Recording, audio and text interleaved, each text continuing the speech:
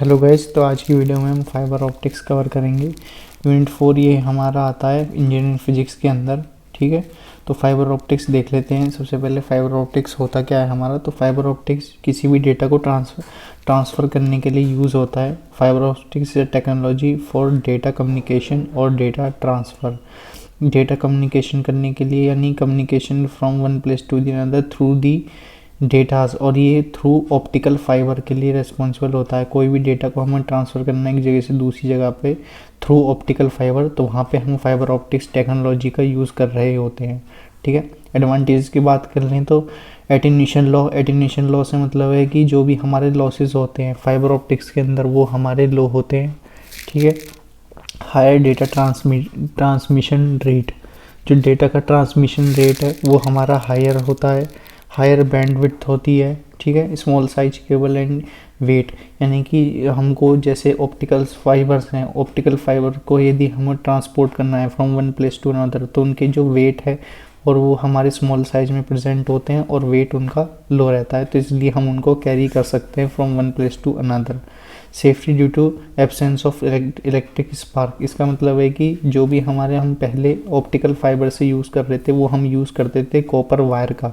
Copper wire के अंदर हमारी जो है इलेक्ट्रिक स्पार्क होने की, जनरेशन होने की, हमारी ज़्यादा एक्यूमुलेशन होता था इलेक्ट्रिसिटी का, तो वहाँ से हमको इलेक्ट्रिक स्पार्क लगने का खतरा होता था, तो इसलिए हमने यहाँ पे ऑप्टिकल फाइबर का यूज़ किया। ठीक है, तो एडवांटेज में लिखने को आएगा तो आप लिख सकते हैं एटीन्यूएशन लो है, हायर बैंडविड्थ है, हायर डेटा ट्रांसमिशन रेट है और safety due to electric spark है। ठीक है, डेटा सिक्योरिटी के लिए भी हम जो है फाइबर ऑप्टिक्स का यूज़ करते हैं और स्मॉल साइज में होते हैं और वेट भी इनका कम होता है। That's why we use the fibre optics. Now we gone through the next topic, that is the optical fiber.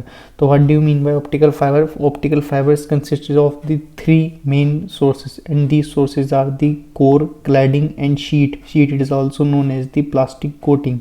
ठीक है, so whenever the question comes up on the optical fiber, you have to summarize with the three topics, that is the core which is the refractive index mu1, cladding which have the refractive index mu2, and the sheet is also known as the plastic coating. The main principle of using sheet is to provide the safety or the strength of in the optical fiber. That's all the important points written in this. ठीक है, तो इसमें क्या क्या लिखा है वही मैं बता देता हूँ। Optical fibre is a hair thin long strand of glass surrounded by glass coating of the slightly lower than refractive index. as I talking about earlier, that the core which is a refractive index mu1, it has higher refractive index of the mu2। ठीक है, यानी कि जो mu1 है core का refractive index वो हमारा ज़्यादा हो रहा होता है क्लैडिंग के रिफ्रैक्टिव इंडेक्स से। ठीक है, it is used as the guided medium for transmission optical signal from one place to another. एक जगह से दूसरी प्लेस पे हमको ट्रांसफ़र करने के लिए, ऑप्टिकल सिग्नल को ट्रांसफ़र करने के लिए हम ऑप्टिकल फाइबर का यूज़ करते हैं।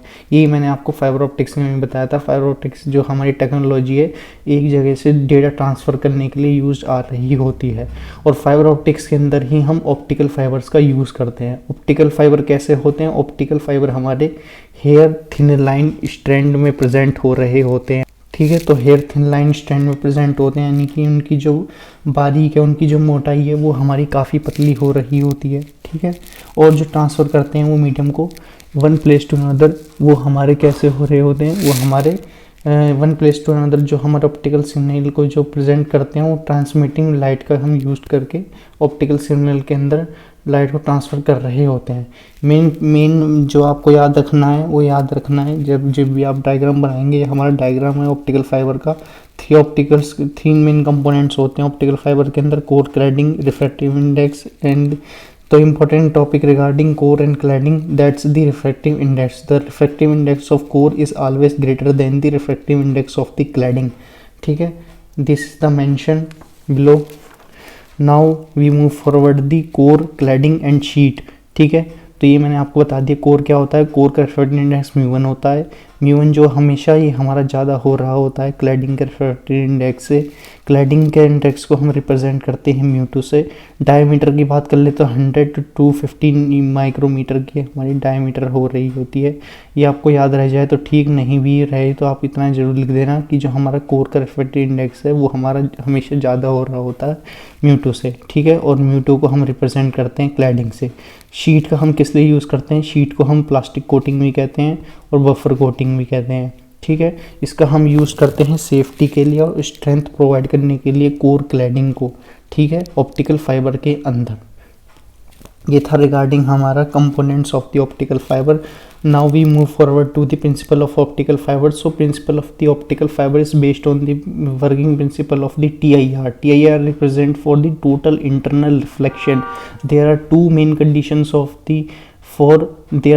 conditions for responsible for performing the TIR that are known as the angle of incidence is always greater than the angle of refraction, and the light ray moving from the denser medium, which is represented by the core, must be always greater than the critical angle, which is represented by the rarer medium, ठीक है। So angle of incidence in denser medium, which is represented by the core, must be greater than the critical angle. A light must ray travel from the optical denser medium, which is represented by the core, to the optical rarer medium, ठीक है। यहाँ पे आप देख सकते हैं ये working लिखी है हमारी, मैंने आपको बता दिया। वर्किंग जो है हमारी टोटल इंटरनल रिफ्लेक्शन पे हमारी बेस्ड होती है। फिनोमेना की बात कर ले तो TIR क्या होता है? फिनोमेना के यानी कि जो हमारी लाइट की रे है वो हमारी ट्रैवल होती है डेंसर मीडियम से रेयर मीडियम की तरफ, और जो हमारा एंगल है, angle of incidence is greater than the critical angle, and it is totally reflected back into the denser medium, which is represented by the core, is called TIR, ठीक है। तो यहाँ पे आप समझ के TIR क्या होता है। TIR के अंदर जो हमारी रे है, लाइट रे, वो हमारी ट्रैवल करती है डेंसर मीडियम से। ये आप देख सकते हैं ये हमारी एक रे है, ठीक है, ये हमारा रेयर मीडियम है और ये हमारा डेंसर मीडियम है। तो लाइट जो रे है वो हमारी ट्रैवल करेगी रेयर मीडियम डेंसर मीडियम से। डेंसर मीडियम को हम कोर से रिप्रेजेंट कर सकते हैं, ठीक है। तो ये जो हमारा डेंसर मीडियम है इसको हम कोर से रिप्रेजेंट कर सकते हैं, और ये हमारा रेयर मीडियम है इसको हम क्लैडिंग से रिप्रेजेंट करेंगे। ये हो गया हमारा कोर, ये हो गया हमारा क्लैडिंग, ठीक है। तो जो लाइट रे है वो हमारी ट्रैवल करेगी कोर मीडियम से क्लैडिंग की तरफ, ठीक है, कोर से क्लैडिंग की तरफ। और जो हमारा एंगल है ये हमारा एंगल ऑफ इंसिडेंस भी होगा।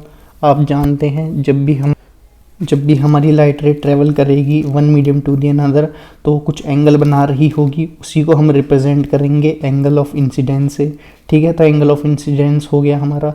अब जब एंगल ऑफ इंसिडेंस होगा हमारा तो आप जानते हैं जो हमारा एंगल ऑफ रिफ्लेक्शन भी आएगा, क्योंकि लाइट हमारी रिफ्लेक्ट करेगी तो एंगल ऑफ रिफ्लेक्शन भी आएगा।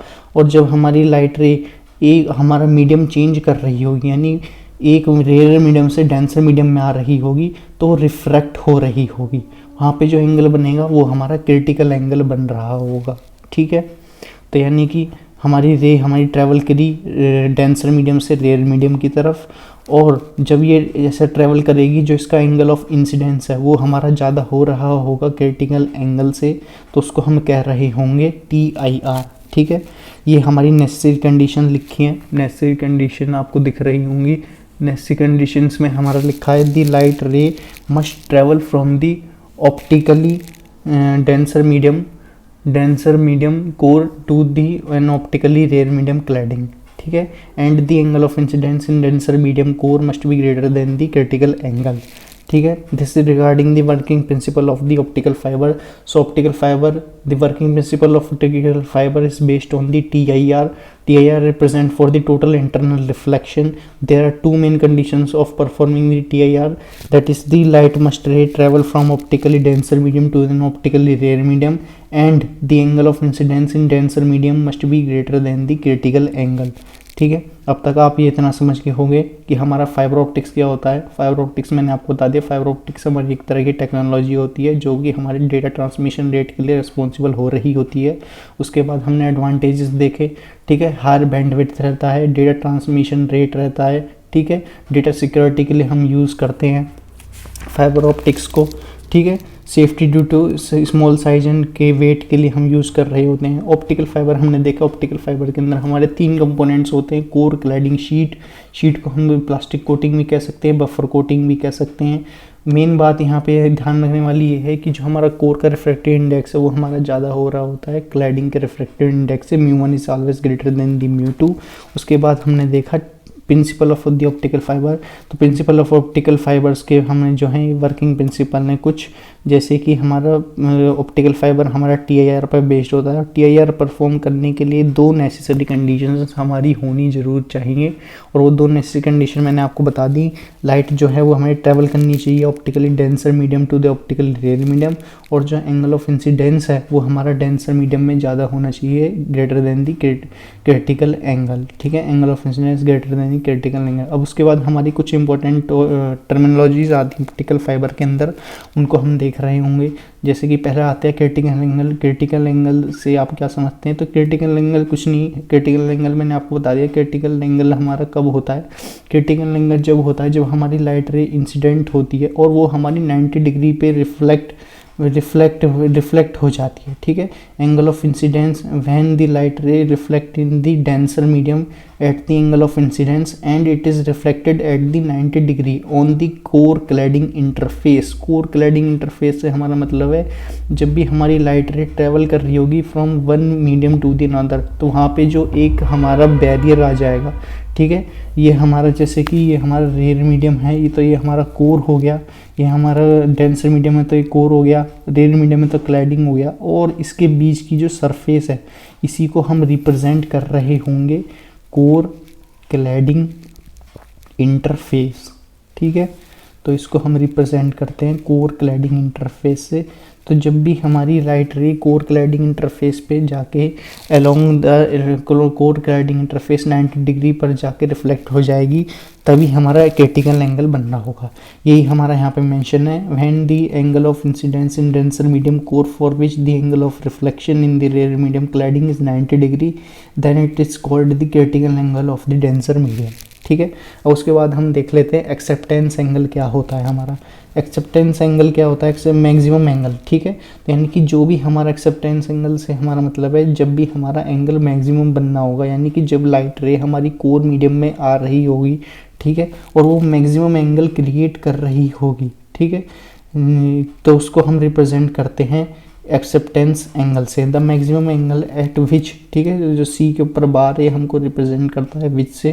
ठीक है, आप कंफ्यूज मत होना, ये शॉर्ट फॉर्म है विच की। ठीक है, the maximum angle eight which the light enters the core for which the TIR just occur at the core cladding interface. जब भी हमारा TIR अकर होगा, TIR कब अकर होता है आप जानते हैं, TIR अकर होता है व्हेन हमारा angle of incidence is greater than the angle of critical angle. ठीक है, angle of incidence is greater than critical angle at the core cladding interface, तो वहाँ पे हमारा एक्सेप्टेंस एंगल अगर हो रहा होगा।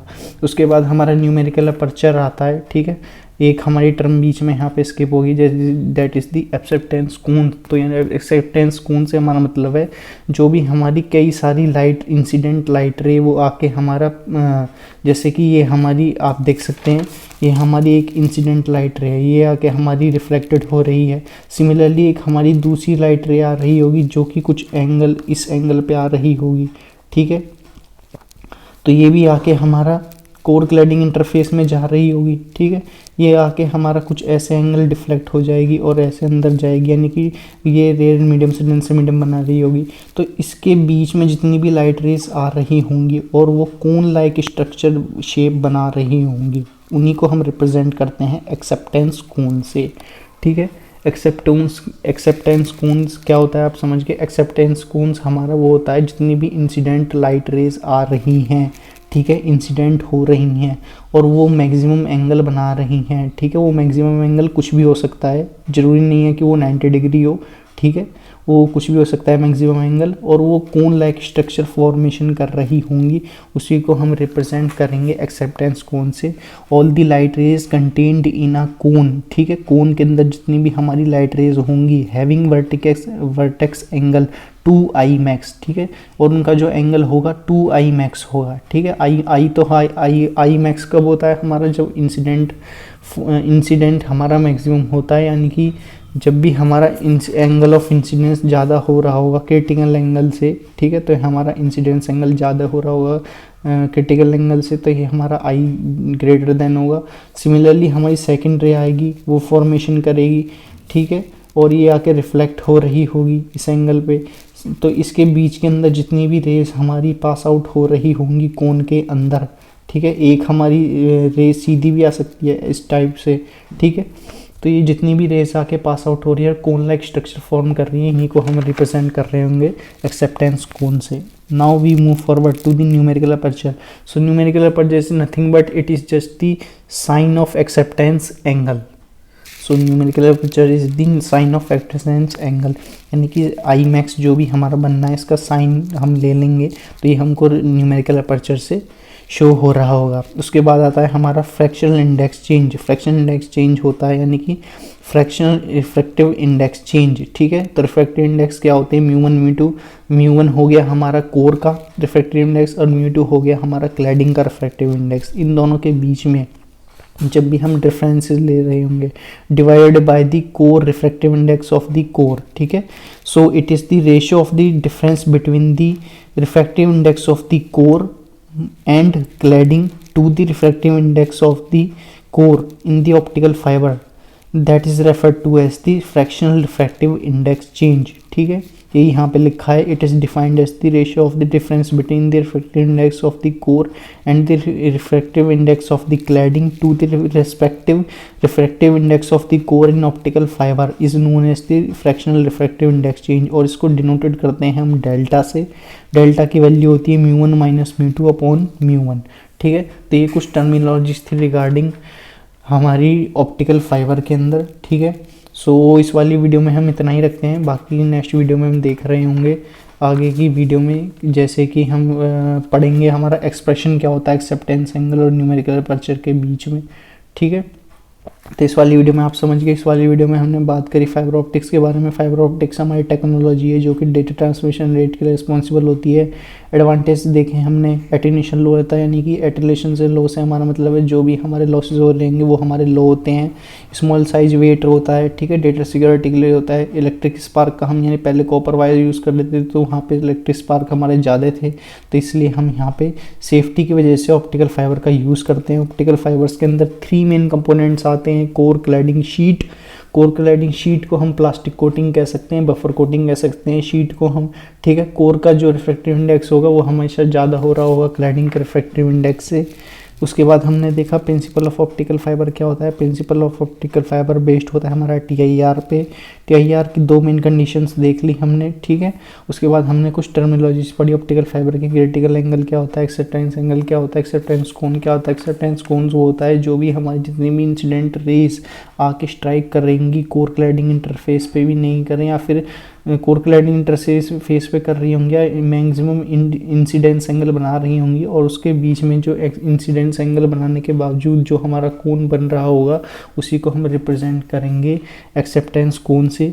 न्यूमेरिकल अपर्चर देखा हमने, साइन ऑफ आई मैक्स से रिप्रेजेंट कर सकते हैं हम न्यूमेरिकल अपर्चर को। और फ्रैक्शनल रिफ्रैक्टिव इंडेक्स चेंज देखा, ये हमारा रिफ्रैक्टिव इंडेक्स चेंज के बीच का डिफरेंस का रेशियो को रिप्रेजेंट कर रहे होते हैं हम फ्रैक्शनल रिफ्रैक्टिव इंडेक्स चेंज से, ठीक है। सो इस वाली वीडियो में हम इतना ही रखते हैं। बाकी की वीडियो में हम एक्सेप्टेंस कोन और न्यूमेरिकल अपर्चर के बीच में जो डेरिवेशन उसको डिराइव करेंगे। सो इस वीडियो में इतना ही, ठीक है। See you, have a good day, bye.